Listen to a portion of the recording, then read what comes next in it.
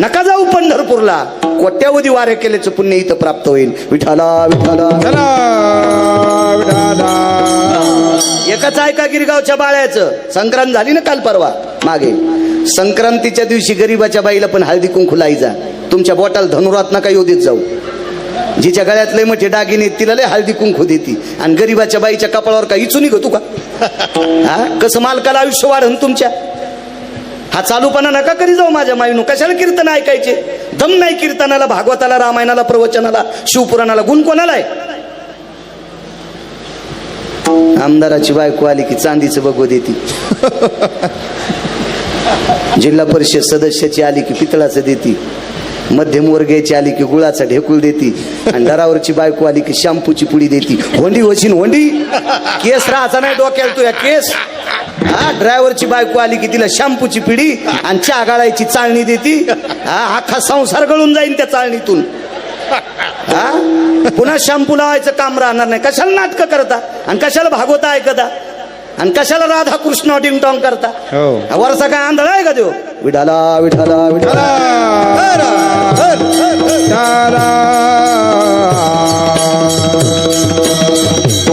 आणि उत नाटकायचाच लय आलाय.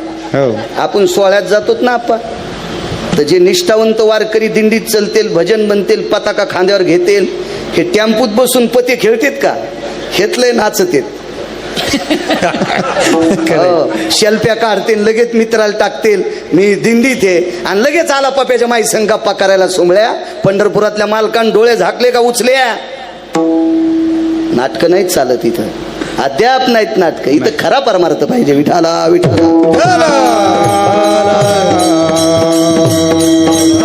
परवाला आता कुंभ चालू आहे ना, आमच्या शेजारचं एक पोरग कुंभाला गेलं, दर्शन घेतलं, मारुतीरायाचं दर्शन घेतलं. मी मंदिरातच भेटलो म्हणून माझ्या पाया पडते. महाराज कुंभाला चाललो. म्हणलं बरं बरं. आणि गटोड्यात काय काय नाही म्हणला, 700 रुपयाची तंबाखू आहे. आणि म्हणलं इतकी कशाला? इतक्या गर्दीत तिथं भेटन का? एवढी गर्दी आहे तिथं तंबाखू भेटन का? आणि तंबाखू शिवमय 2 काम होत नाहीत. मी म्हणलं भडव्या, हरामखोरा, ना आलाय का? अरे कुंभ म्हणजे अमृतानं पवित्र झालेली 4 जागा आहेत. त्याच्यापैकी एक जागा महाराष्ट्रात नाशिक आहे. अमृतानं शुद्ध झालेल्या 4 जागा, आणि या 4 जागेमध्ये जर तू तंबाखू खाऊन थुकत असेल तर जेसीबीनं खड्डा करून जरी तुला पुरलं ना आलाय का, तरी तू उद्धार होणार नाही. कशाला नाटकं करायचे? विठाला विठाला. शिवजी कासार नावाची व्यक्ती इथपर्यंत आलतो का? कामना यांग्या उदाहरण क्रमांक 2, त्याला नर म्हणीत असते. शिवजी कासार नावाची व्यक्ती तुकोबारायचे टाळकरी होते. तुकोबारायच्या कीर्तनात चाल म्हणायची पुढे गंगाजी मवाळ, आणि पाठीमागे चाल म्हणायची आप्पा शिवजी कासारांनी. काय पुण्यवान कासार असेल होतो. एक माफी मागून एक शब्द सांगू का? कधी कधी तुम्हाला सुद्धा नालायकाच्या कीर्तनात चाली म्हणावं लागतात. तुम्हाला पटत नाही, पण विलाज नाही, विलाज नाही, विलाज नाही. निष्ठावंत वारकऱ्याच्या कीर्तनात ज्याला उभं राहायचा योग येतोय, त्याही भजण्याचं पुण्य उदयाला असं समजायचं. काय पुण्य असेल शिवजी कासारांचं तुकोबारायच्या कीर्तनात. बुवा, तुकोबारायचं कीर्तन वाजवायला सोनबा ठाकूर होते. काय हाता असतील होते. तुकोबारायचं कीर्तन वाजवायला भेटतंय. तुकोबारायच्या कीर्तनात चाल म्हणायला कासार समाजाचा माणूस.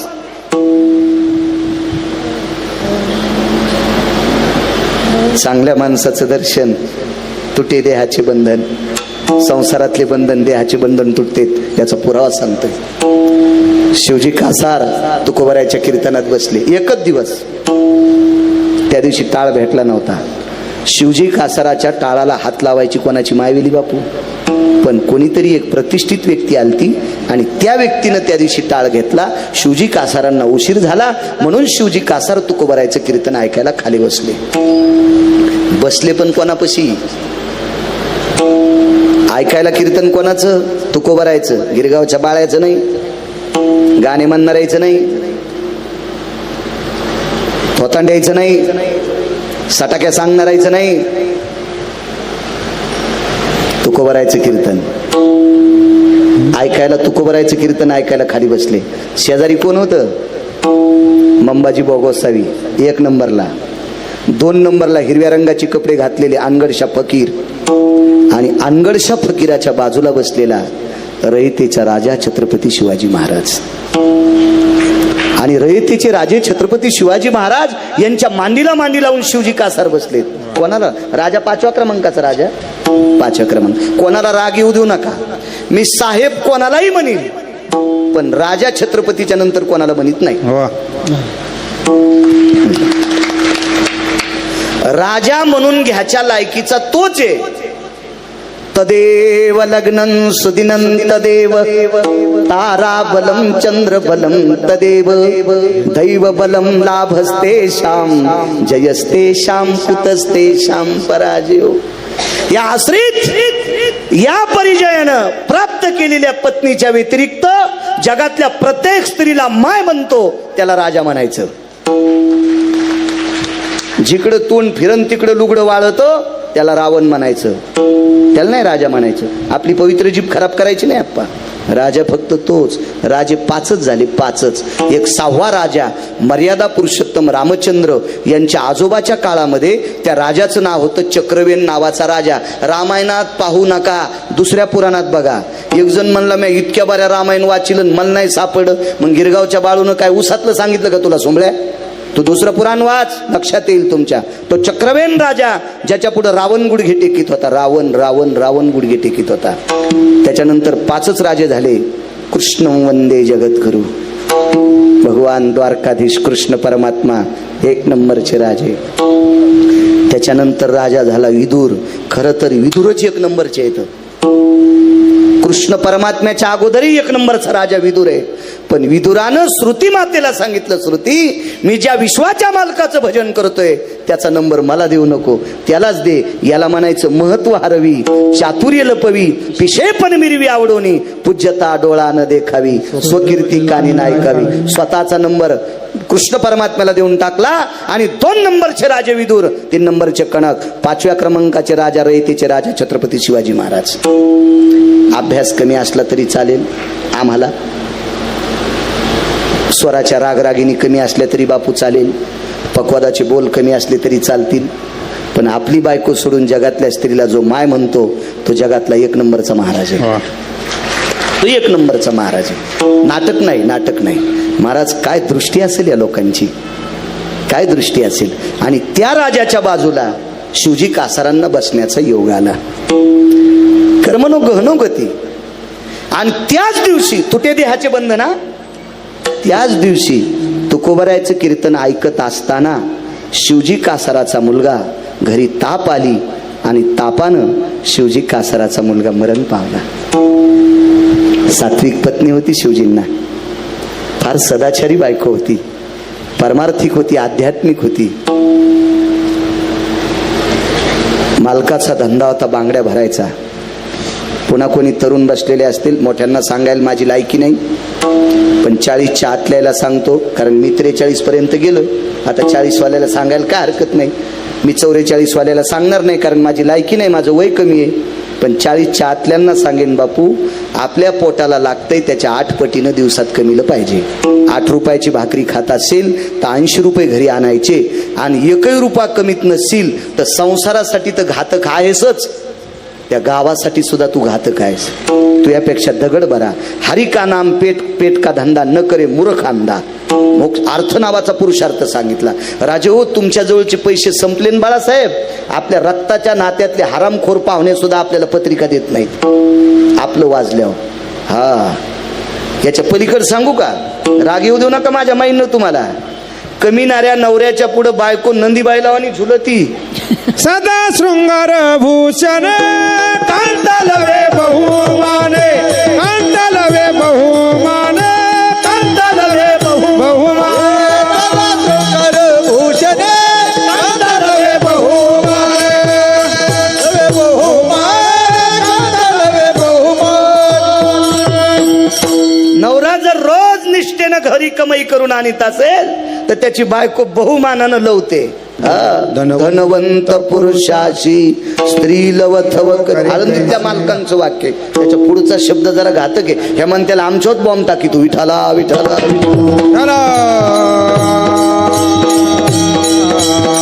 पैसे कमविले पाहिजे माणसानं. आपल्या वाट्याला शेती आली असेल, व्यापार आला असेल, काय उद्योग नोकरी असेल, पैशाला झोप घालायला घरी नेलं पाहिजे. पगार उचलायच्या आधीच सगळी उधारी होऊन बसली. हो आणि ह्यो नुसती सही करायलाच ते गेले टपुरे उचलायला. याला काय राहण्याचा अधिकार आहे मला सांगा ना तुम्ही. अद्याप नाही. पैसे कमवले पाहिजे. आपल्या वाट्याला जो यावं. एक महाराज म्हणला पैसे का संग न्यायचे का, आणि त्यानं घर असं बांधलं आभाळाला छिद्र पडलंय. मग त्याला मी म्हणलो, तो एवढं घर कशाला बांधलं, तुला तर मागणं पुढं फुफुटा उड, आणि तू लोकांना म्हणून तू पैसे का मड्यावर न्यायचेत का. अरे असे जर तू निष्क्रिय बोलत राहिला तर या महाराष्ट्रातली पोरं 12-12 वाजेपर्यंत झोपतील ना सुमळ्या. पोरांना काम करायचं सांगायचं. राजू हो, काम बंद करून भजन करणारा नालायक आहे. कपड्याचं दुकान असेल, गरीबाची पोरगी वाट लावायची, आणि तिचा बाप 400-200 रुपये घेऊन माजलगावला साडी घ्यायला आला, आणि दुकान उघडा असेल, त्याच्या पोरीला आवडीला अशी जर 400 रुपयाची साडी त्या दुकानावर भेटली, दुकानदारानं उदबत्ती लावायच्या अगोदर जर तिला साडी दिली तर पंढरपूरच्या 100 वाऱ्या केल्याचं पुण्य त्या दुकानदाराला. एखादा डॉक्टर असेल, रात्री 1 वाजता हॉस्पिटल उघडं, गरीबाच्या लेकराला वेदना सुरू झाल्या, बाळांतपणाच्या प्रसूतीच्या वेदना. मी परवाला होशे साहेबांना मागच्या आठवड्यात सांगितलं. त्यांच्या मंडळी गायनिक आहेत, अंजलीताई.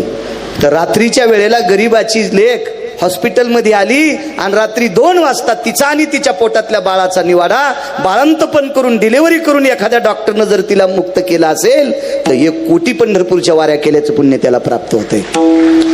कामामध्ये काम काही म्हणा राम राम, जाईल हा दुःख होईल सुखाचे.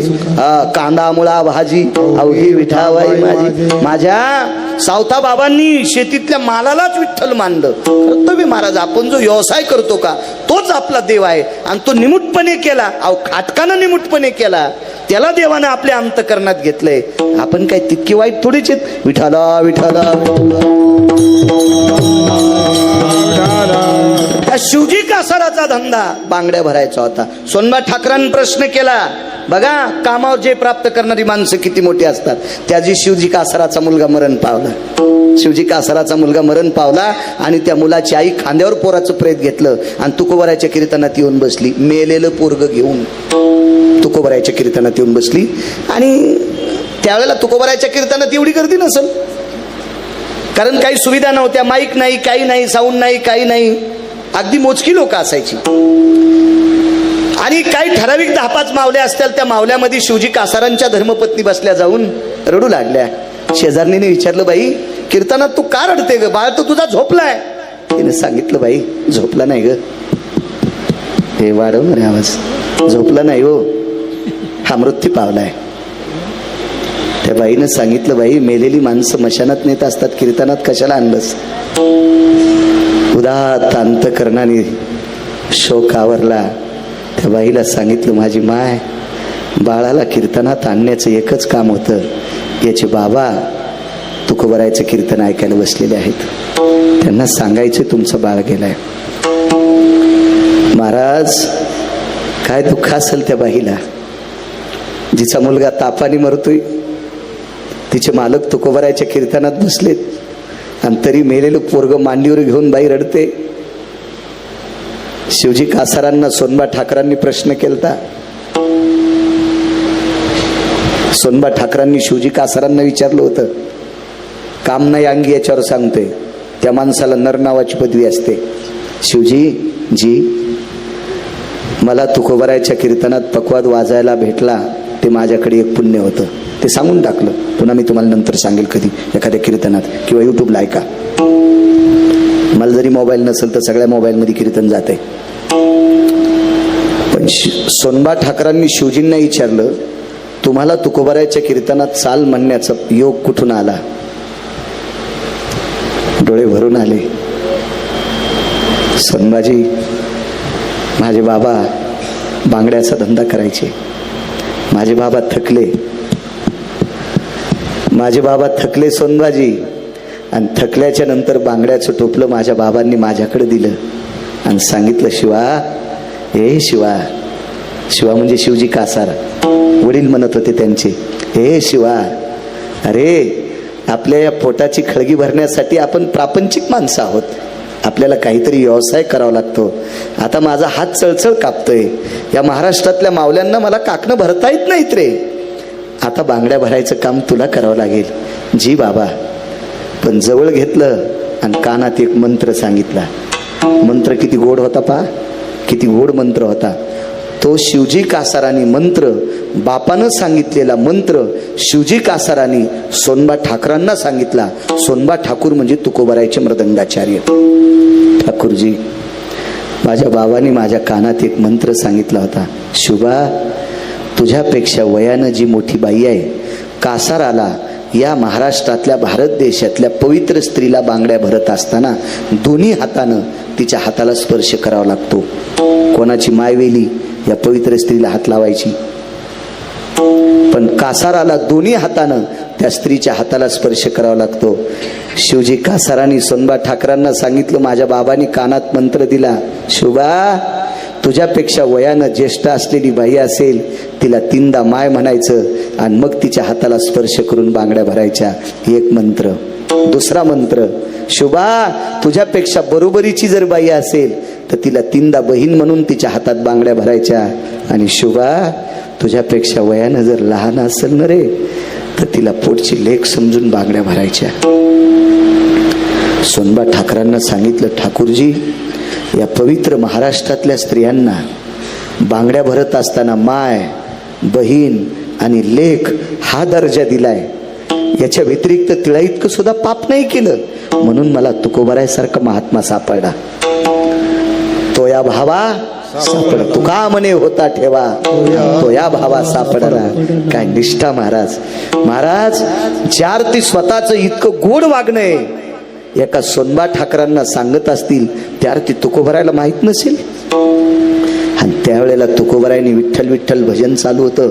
अशा वेळेला डोळे झाकली आणि विटेवरच्या मालकाला विनंती केली, हे जगदानंद कंद जगतपते पंढरीश पांडुरंग परमात्मा, जीवनभर ज्या कासारांनी, जीवनभर ज्या शिवजी कासारांनी या पवित्र देशातल्या स्त्रीला स्वतःची बायको सोडून जगात जी बाई भेटन तिला माय आणि बहीण आणि लेक म्हणत असेल, त्याला जर कीर्तनात इतकं दुःख देत असेल देवा, तर काय तू काय झोपी गेलास का? झोपी गेलास. इतकंच वाक्य तुकोबारायच्या कीर्तनातून पडलं. कामावर ज्यानं जे प्राप्त केला त्याचं मेलेलं पोरग आईच्या मांडीवरून उठतंय, डोळे झाकलेल्या माईचे डोळे पुसतंय. आई तू का रडती ग? आई तू का रडती ग? आई तू का रडती ग? तिला स्वप्नात चमत्कार व्हावा असा एक भास होतो आणि ती डोळे पुसतील. तिला विचार करतोय, आपला मुलगा तर मृत्यू पावला होता, जिवंत कसा? बिलगून हृदयाशी धरलं, बिलगून हृदयाशी धरलं. एक पुरावा वगळून दुसरा पुरावा मांडतो बापू. मागच्या कीर्तनापेक्षा वेगळं सांगतोय. ती बाई ज्या वेळेला तुकोबारायचं दर्शन घेत होती, ती बाई ज्या वेळेला तुकोबारायचं दर्शन घेत होती, आणि दर्शन घेत असताना बापू तिने एकच शब्द टाकला, महाराज, मेलेलं पोर घेऊन आलते. महाराज, पोटच्या लेकराचा, पोटचा हृदयाचा गोळा, मेलेलं प्रेत घेऊन आलते, पण माझं बाळ जिवंत झालंय तुमच्या कीर्तनात. तुकोबारायने सांगितलं, बाई, माझ्यामुळं झाला असं तू म्हणत असशील, हे तुझ्या मनाचा मोठेपणा आहे, पण याची एकमेव ताकद आहे, तो निष्ठावंत मालकाला जोपासलंस हे तुझं पुण्य आहे. आणि तुझ्या मालकानं, तू ज्याच्या नावानं कुंकू लावतेस, त्यानं जगातल्या प्रत्येक स्त्रीला माय, बहीण आणि लेक उपमा दिली.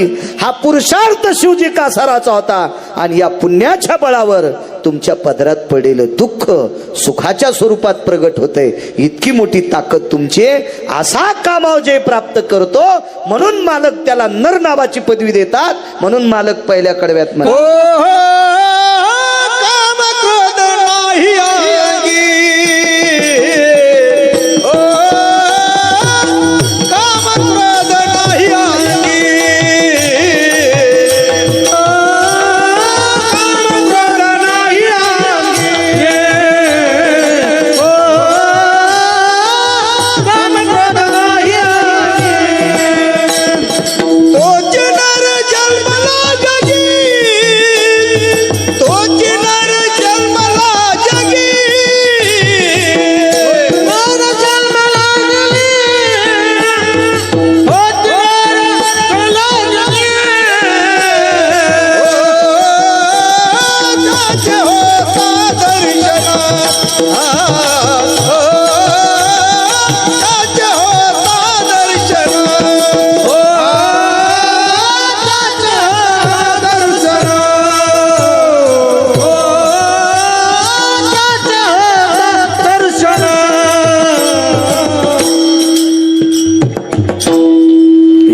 ज्याचा काम ताब्यात आहे त्या नर नावाची. 10:15 वाजले बाळासाहेब. एक पुरावा मांडतो वाणीला विराम देतो.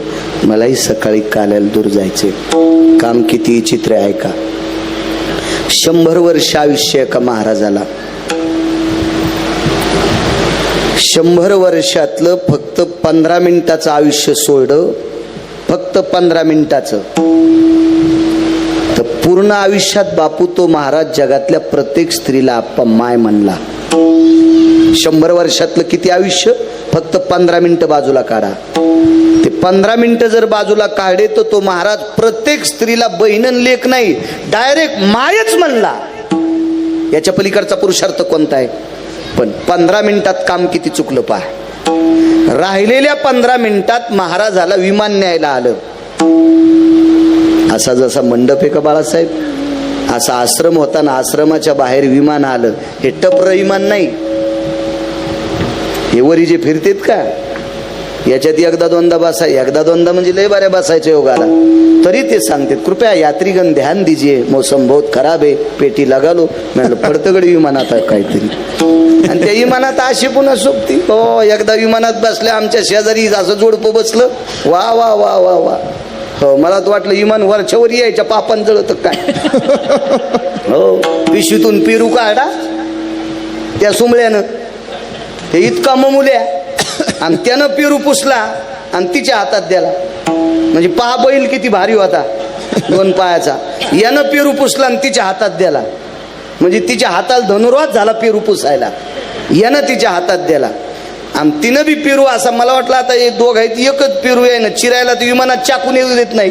आणि ते दोन्ही कोमल हाताचे होते. आता मी रगील होतो, पण आपल्याला कोणते पेरू असा फोडू द्यायला.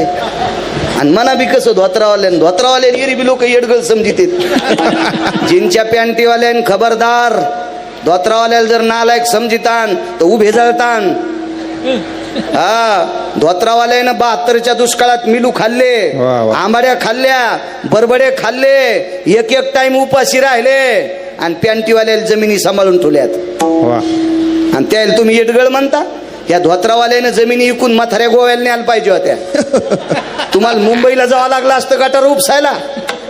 हो, कोण डॉक्टर मला येड्यावानी म्हणलं, हो मामा तुम्हाला कळतो का. कोण डॉक्टर एकदा म्हणलं तुम्हाला कळतं का मामा. मी म्हणलं कळतो. आणि काय झालं ना कळायला. 7 रुपये तिकीट आणि 50 रुपये देतात. म्हणलं तेवढीच नोटे ना.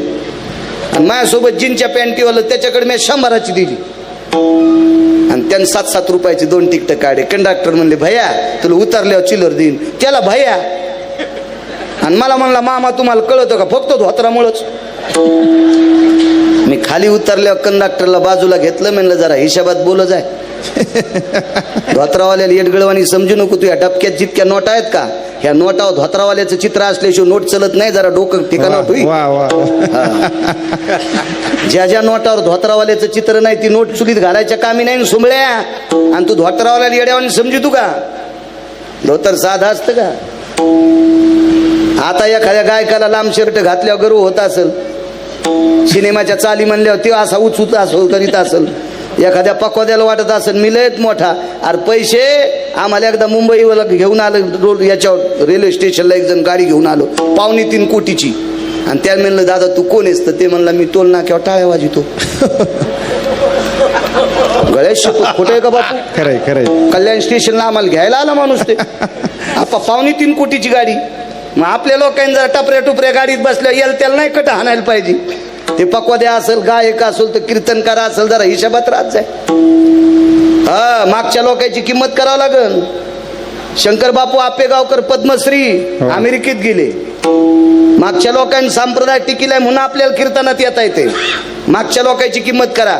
जे आत्ताचे मागच्यांची वाभाडे काढतील का त्याचे संसार उभे जळतील. कारण अपमान देवाला सहन होत नाही. तो मी म्हणतो काय माझ्या मुखात ताकद आहे का. मालकाचे शब्द आहेत ते मोठ्या लोकांचे. बापू अमेरिकेला गेले. उद्धव बापू अमेरिकेतून विमानातून उतरत होते. ते दररोज लहान पकवत पोटशी धरला. खाली उतरल्यावर खांद्यावर घेतला. बॅग नव्हती बुवा. आता 80-80 हजाराच्या बॅग आहेत. बापू धोतर पकवात बांधायला धोत्रात धुडकं होतं. पद्मश्री शंकर बापू आपेगावकर धोत्राच्या धुडक्यात पकवात बांधला आणि विमानतळावरून खाली उतरले. केवढ्या लोक असतील त्या अमेरिकेतली स्वागता करता. एकाला नाही पकवात द्याला. त्या घरी गेले, त्या घरापासून स्टेजवर पक्वात स्वतः नेला आणि स्टेजवरून पक्वात पुन्हा घरून विमानतळावर स्वतः. मराठी बोलणारा पत्रकार होता. त्या पत्रकाराने आप्पा विचारलं विमानतळावर, बापू एक शेवटचा प्रश्न आहे. बापू म्हणले जाऊ दे बाबा आता. नाही, एक शेवटचा प्रश्न आहे. आम्ही पक्वात सुखरूप तुम्ही जसा घेतला तसाच घेत होतो, आमच्याकडे का द्याला नाही? शंकर बापू आपेगावकरांच्या डोळ्यात पाणी आलं आणि सांगितलं, दादा अरे पक्वात खांद्यावर घेतो म्हणून अमेरिका पाहायला भेटली. क्या बात आहे. पक्वात खांद्यावर घेतो म्हणून अमेरिका पाहायला भेटली रे राजा. हे पक्वादामुळे किंमत आहे. याचा धरील अभिमान, क्या बात आहे. याचा धरील अभिमान, याचा धरील अभिमान, याचा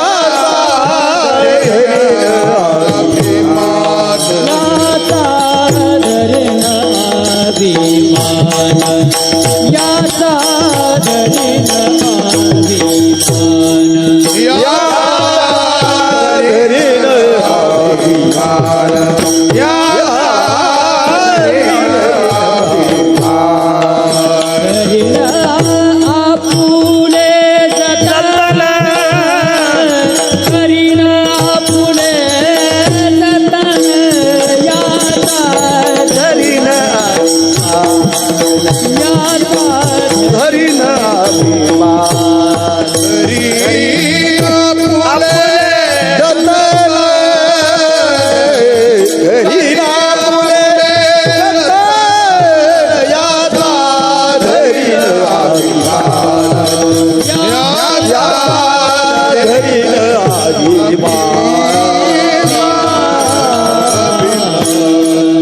काय जागा काय. वा.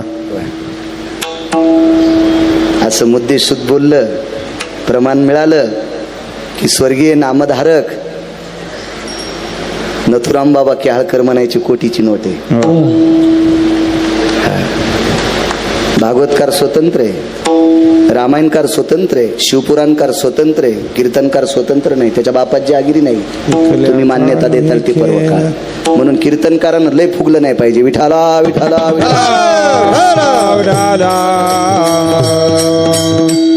प्रमाण. सुभाष बोला एक लय पाठ, प्रचंड पाठांतर, फार छान. अशी प्रमाण पाहिजे. बापूला तर तुमच्या बादशात म्हणत असतो मी.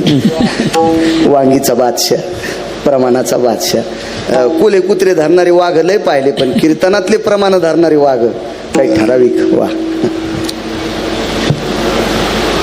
15 मिनिटं आयुष्य शिल्लक राहिलं नाही का महाराजाचं. इथपर्यंत आलतो ना. 15 मिनिटाच्या काळात महाराजाला तहान लागली आणि नेमकं पाणी प्याच्या टायमाला. काम किती खराब आहे पहा. हे वासना आहे ना, किती खराब आहे, किती खराब आहे. बाळासाहेब त्या 15 मिनिटात महाराजाला ताण लागली. महाराजांनी विचारलं, ऐकोई ए पाणी भेटल का रे? एक शिष्य नव्हता जवळ. एक बाई, शेतकऱ्याची बाई, महाराजाच्या आश्रमापासून टोपलं घेऊन भाकरीचं जात होती. 2-3 महिन्यापूर्वी लग्न झालेली नवरी होती. पेरणीचे दिवस होते, मोठी पेरणी, आणि डोक्यावर टोपल्यात भाकरी होत्या नवऱ्याची, सासऱ्याची. शेतात जो गडी होता त्याची भाकरी घेऊन, जवळच शेत होतं, आश्रमापासून चालली होती. काम्या किती बेकार आहे पहा. काम्या काम्या ह्यो काम काम. पहा त्या रावणा काय झाले, किती काम्या हरामखोर. महाराजाला आयुष्य राहिलं फक्त 5 मिनिटं शिल्लक. आणि 5 मिनिटात महाराज म्हणले, अरे पाणी देईल का कोणी? बोलता येत होतं पण चालता येत नव्हतं. बाईने विचार केला, अख्खं गाव या महाराजाचं दर्शन घेते, आणि लग्न झाल्यावर माझ्या मालकानं महाराजाच्या पाया पडायला आणलं होतं. आता महाराजाला पाहण लागली. आपण आता डोक्यावर काही पाणी नव्हतं. तिनं भाकरीचं टोपलं महाराजाच्या पर्णकुटीपाशी टेकलं.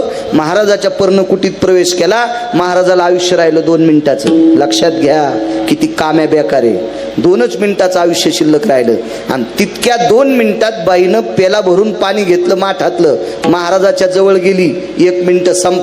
आयुष्य राहिलं 1 मिनिट. आणि 1 मिनिटात बाई जवळ जाऊन महाराजाच्या हातात पाणी दिलं. महाराजांचा हात सळसळ कापत होता. पाणी असं जवळ घेतलं. आयुष्य राहिलं अर्धा मिनिट. आणि अर्ध्या मिनिटात महाराजांनी गिलास असा जवळ नेला.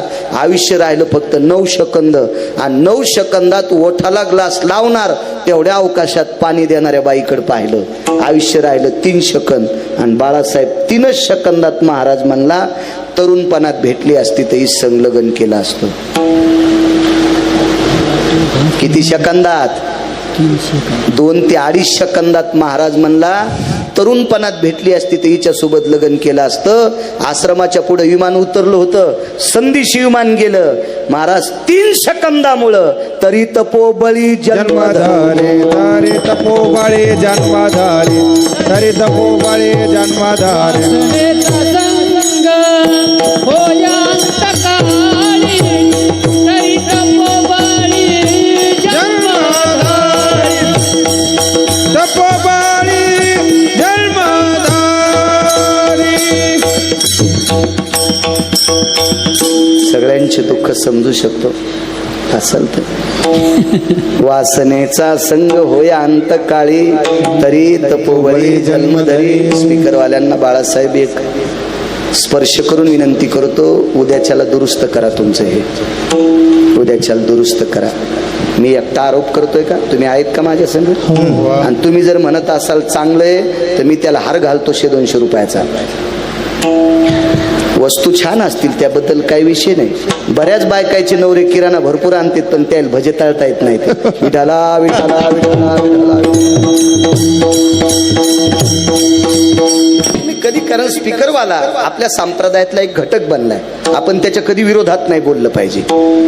पण कधी कधी त्यांनी सुद्धा आपली थोडीफार कदर केली पाहिजे. कारण एकच कीर्तन करायचं नाही बाळासाहेब. पुन्हा सकाळी जायचं एका गावाला, संध्याकाळी एका गावाला. विठाला विठाला विठाला विठाला विठाला. राजे हो, 3 सेकंदामुळं महाराज मातीत गेला. फक्त 3 सेकंदामुळं. 3 सेकंद एका स्त्रीकडे वाईट दृष्टीनं पाहिलं, आप्पा गेलं का नाही मातीत. म्हणून इतकी वासना विचित्र, इतकी वासना विचित्र. जर जीवनात मोठं व्हायचं असेल तर फक्त वासना आवरा, वासना आवरा. भीष्माचार्यांचं जीवन काय काय जीवन. 22.5 वर्षाचं तारुण्य बापाला दिलं आणि 95 वर्षाचं म्हातारपण 22.5 वर्षाच्या पोराने घेतलं. बाप केला 22.5 वर्षाचा आणि पोरग झालं 95 वर्षाचं. आणि ते मधली प्रतिज्ञा द्या सोडून, वेळ संपलाय. तुम्ही कधी युट्यूबला ऐका, पण 2 मिनिटात सांगतो. आणि बापाचं लग्न लावायला पोरग मंडपाच्या कोपऱ्यात बसलंय. अंतरपड धरायला कोण असतील आपण? मंगलाष्टक म्हणायला का तुमच्या माझ्यासारखे थोडेच असतील. ताई ग बाई ग सखाराम तात्याचा भग्या आणि श्रीराम तात्याची वची. मला वाटतं असे मंगलाष्टक म्हणल्यावर तोंडात रुमणं घालीन ये रुमणं. उद्याच्या सोहळ्यात असे मंगलाष्टक म्हणू देऊ नका. हा, कोणी म्हणा कोणी म्हणा, पण शास्त्र म्हणेल ते सांडावे, ते राज्यहितृन मानावे. अहो राजे हो, मुस्लिम बांधवाच्या भंगारचा धंदा करणारा, डबोरोट्याचा धंदा करणारा, पेप्स्या गारी गारी विकणारा किंवा कोट्यावधी श्रीमंत, त्यांच्या विधीमध्ये चुका होत नाहीत आप्पा, चुका होत नाहीत. आपल्याकडे जसे जसे पैसे वाढतील तसे तसे बायका सुद्धा नवरदेवाच्या पुढे नाचायल्यात. काय वाटत असेल छत्रपती शिवाजी महाराजांना? महाराज परस्त्रीला नाचिणाराचे पाय आणि हात तोडले, त्याचा चौरंग करणारा राजा त्या राज्यात जन्माला आला. त्या राज्यातल्या श्रीमंताच्या बायका लग्नात नाचत असत्याल तर कशाला शिवजयंती साजरी करायची? काय वाटत असेल शिवाजी महाराजांना? हा, जिच्या बाईच्या नवऱ्याला 2 ते 3 लाख रुपये महिन्याचं बेशिक आहे, त्याची बायको जर ताल धरीत असेल नवरदेवाच्या पुढं शेवंतीमध्ये, तर आपल्या आकली कुठे गेल्या? एक लक्षात ठेवा, पदर घेतलेल्या बाईनं तर पदन्यास करूच नाही, पण 5वी 6वीच्या मुलीला सुद्धा गॅदरिंग मध्ये नाचू देऊ नका. ऐका गिरगावच्या बाळूचं. इज्जतदार कुटुंबातली माणसं आहोत आपण, पवित्र संप्रदायातली माणसं आहोत, छत्रपती शिवाजी महाराजांच्या राज्यातली माणसं आहोत आपण, महाराणा प्रतापाच्या राज्यातली माणसं आहोत, किती पवित्र देशातली माणसं आहोत. पद्मिनी नावाची स्त्री या देशात जन्माला आली.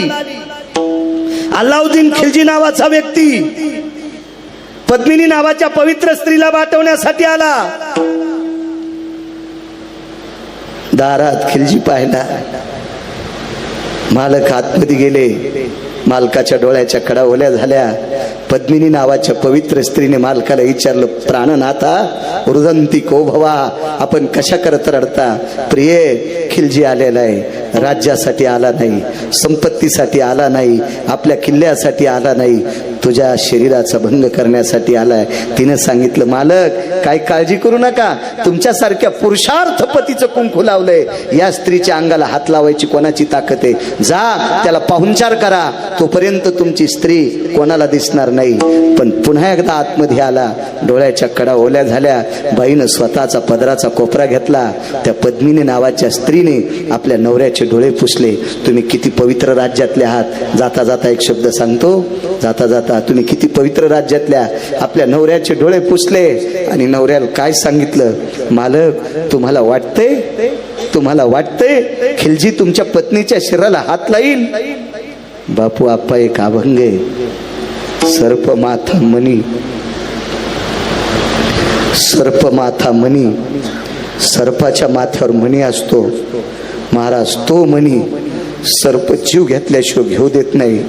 एक वाक्य अभंगातले माझ्या माईंनो, एक पवित्र वाक्य, पवित्र मोठ्यांचं वाक्य, पतिव्रतेचे स्तन विध्वंसल्या प्राण आता नाही. महाराज हे वाक्य पद्मिनी नावाच्या स्त्रीने आपल्या मालकाला सांगितलं, मालक पतिव्रतेचे स्तन विध्वंसल्या प्राण हाता नये. या शरीराला हात जोपर्यंत याच्यात प्राण आहे तोपर्यंत खिलजी लावू शकत नाही. आणि पुन्हा ऐका, प्रेताला सुद्धा हात लावायची ताकद त्याच्यात नाही. 2700 बायका कामाला होत्या, 2700 बायका कामाला. सगळ्यांना सांगितलंय, माझं सौंदर्य बघून खिलजी आलाय, पण मी या शरीराला हात लावू देणार नाही. मी हात न लावू देणं दिल्यामुळं त्याच्या सोबत 2500 फौज आहे, 2500 फौज आहे. आणि त्याच्यातला प्रत्येक त्याचा फौजीतला माणूस, त्याच्या सैन्यातला माणूस तुमच्या शरीराला स्पर्श करील. तुमची काय इच्छा आहे? ह्या 2700 बायकांनी पद्मिनी नावाच्या स्त्रीला विचारलं. ह्या भारत देशातली पद्मिनी होती. तिला विचारलं, तुम्ही काय करणार? पाठीमागे एक कोरडी विहीर होती, कुंड म्हणतात त्या कुंडाला, जोहार कुंड नाव आहे. यूट्यूबला बघा, तुम्हाला ते गाणं ऐकायला भेटेल. अंगावरचे शहारे, पाप्याच्या सुद्धा अंगावरचे केस उभे राहतील, रोम उभे राहतील, इतकं चित्त थरारक प्रसंग आहे. त्याला जोहार कुंड म्हणतात. त्याच्यात वाळलेली लाकडं टाकली आप्पा, त्याच्यात कापूर टाकला, भगवं टाकून दिलं, बांगड्याचा चुडा टाकला, हिरवा खण टाकला आणि जाळ मोठा केला. आणि पद्मिनी नावाच्या स्त्रीनं त्याच्यात उडी टाकली. आपल्या मालकीने टाकल्याबरोबर 2700 बायकांनी कपाळाला कुंकू असताना त्या जोहार कुंडात जाळून घेतलं. पण परपुरुषाला अंगाला हात लावू दिला नाही. इतक्या पवित्र कुळातल्या माझ्या तुम्ही माईंनो आहात. म्हणून 5वी 6वी 7वी 8वीच्या तुमच्या पोटी जन्माला आलेल्या या जिजाऊच्या लेकीला, या सावित्रीच्या लेकीला नका गॅदरिंग मध्ये नाचू देऊ माझ्या माईंनो. पार्टत द्यायचं असेल तर महाराणा प्रतापांचं द्या, पार्टत द्यायचं असेल तर शंभू राजांचं द्या, पार्टत द्यायचं असेल तर शिवाजी राजांचं द्या, पार्ट द्यायचं असेल तर झाशीच्या राणीचं द्या, पार्ट द्यायचं असेल तर सावित्रीबाईंचं द्या, पार्टत द्यायचं असेल तर रमाबाईंचं द्या. त्या बाईनं सुद्धा नवऱ्याला फार अडचणीत मदत केली, फार अडचणीत मदत केली. अशा महापुरुषांचे पार्ट द्या. गाफील चुकीच्या नालायक गाण्यावर, पाश्चिमात्य संस्कृतीवर आपल्या 5वीच्या चिमुकल्या मुलीला नाचून आई बापानं खुर्चीवर बसून तिचे फोटो घेऊ नका. भविष्यात हा नाच जर वाढत गेला, भविष्यात हा जर नाच वाढत गेला तर माय बापाच्या नाकाला फक्त छिद्र राहतील, नाकाचे शेंडे राहणार नाहीत. ही येळ येऊ नये याच्याकरता आताच सावध व्हा. तुमच्या चपलाला हात लावून विनंती करतो, तुमच्या पाया पडून विनंती करतो. मला काही विनंती करण्याची याच्याकरता भाव निर्माण झाला. मी या ज्ञानोबाराय तुकोबारायच्या नावानं 2 टायमाची चांगली भाकरी खातो. आणि त्या माझ्या ज्ञानोबाराय तुकोबारायांनी निर्माण केलेला भारत देश, माझं महाराष्ट्र राज्य असंच पवित्र राहावा याच्याकरता तुमची सुद्धा साथ असणं गरजेचे. माझ्या माईंनो, देशातला किती जरी मोठा बाप असेल, मी तुम्हाला शिकू शकतो राजो, पण माझ्या मुलांना मी जास्त वेळ देऊ शकत नाही. माझ्या मुलांना वेळ जास्त जास्त कोण देतंय तर त्यांची आई देती. म्हणून या देशाची आई सात्विक असली पाहिजे. नवऱ्यापेक्षा जास्त बाई सात्विक असावा. म्हणून आपल्या मुलांना संस्कार घडू शकते. नका पार्ट द्या, तिला राधा करा, तिला कृष्ण करा, तिला गोपी करा, तिला ज्ञानोबराय करा, तिला तुकोबराय करा, तिला मीरा करा, तिला जना करा, तिला सकुबाई करा, तिला गोरोबा काका करा, तिला रविदास करा, तिला चोखोबराय करा. द्या नाही पार्ट. कळू द्या आपल्या पुढच्या पिढींना आपली संत अशी होती. कळू द्या, कळू द्या, कळू द्या, कळू द्या. राजे हो, इतक्या पवित्र राज्यातले आपण आहोत. कोपऱ्यामध्ये मुलगा लग्न लावतोय. अंतरपट धरणारा एक व्यक्ती होता. वेळ संपला आप्पा. त्या व्यक्तीने मंगलाष्टक म्हणणाऱ्या ब्राह्मणाला विचारलं, गुरुदेव गुरुदेव मुलगा कुठे? नवरदेवाचा मुलगा कुठे? नवरदेवाचं लग्न लावणारा मुलगा कुठे? त्याला हातात माईक धरणाऱ्या ब्राह्मणाची डोळे पाणावली आणि त्या बावल्याच्या स्टेजहून हात पुढे केला. दादा, त्या कोपऱ्यात बसून बापाच्या अंगावर अक्षिदा टाकलेला 95 वर्षाचा म्हातारा मुलगा 22.5 वर्षाच्या बापावर अक्षिदा टाकतो. त्या मुलाचं नाव आहे पितामह भीष्माचार्य. स्वतःच तारुण्य काम जिंकला. यांना नर म्हणतात. विढोबार कुमाई बार कुमाई बार कुमाई बार कुमाई बार कुमाई. काय संस्कृती आहे देशाची, काय संस्कृती आहे. आपा 6 स्त्रिया सुंदर, त्याच्यापैकी एक स्त्री सुंदर होऊन गेली 700 वर्षापूर्वी. तिचं नाव होतं कान्होपात्रा. आणि कान्होपात्रेला जंगलात आळंदीतल्या मालकान पाहिलं. गोपाळ बुवा आळंदीतल्या मालकान पाहिलं आणि मालकाचं दर्शन घेतलं. ती धन्य कान्होपात्रा आजी झाली भाग्याची, भेटी ज्ञानदेवाची म्हणून या. आणि ज्ञानोबरायानं तिला पाठीलं. काय काय काय महाराज दर्जा आहे संप्रदायाचा. एक सुंदर स्त्री तुकोबराया जंगलात भेटली. जाई हो तू माते नकरी सायास, आम्ही विष्णुदास तैशनो. काय ताकद. डोळे झाकून तिला माय म्हणले. बाईले शानी होती बाई. तुकोबरायन म्हणली, मला माय म्हणता आणि डोळे का झाकता? मला बहीण म्हणता आणि डोळे का झाकता? लेक म्हणता आणि डोळे का झाकता? तिनं सांगितलं, बापान पोरीकडे डोळे झाकायचे नाही. बापानं मुलानं आईकडे बघून डोळे झाकायचे नाही. आणि बहीण म्हणत असाल तर भावानं बहिणीकडे बघून डोळे झाकायचे नाही. मला माय, बहीण आणि लेक म्हणलात, डोळे का झाकले? उत्तर कसं दिलंय? तुकोबराय म्हणले, माझी माय, तुला माय म्हटलो, तुला बहीण म्हणलो आणि तुला लेक म्हणलो, पण डोळे याच्याकरता झाकलो. आमच्या संस्कृतीमध्ये देवाला जर काही मागायचं असेल तर चित्त एकाग्र करावं लागते. आणि एकाग्र चित्त करायचं असेल तर हे हरामखोर मदत करीत नाहीत. म्हणून डोळे झाकून विटेवरच्या मालकाची प्रार्थना केली आणि त्याला एकच म्हटलं, या सुंदर माईच्या पोटी पुढचा जन्म दे. महाराज तुकोबरायचं जीवनाचा रास करण्यासाठी आलेली बाई वाहत्या पाण्याला आंघोळ केली आणि तुकोबरायचा श्रोता म्हणली.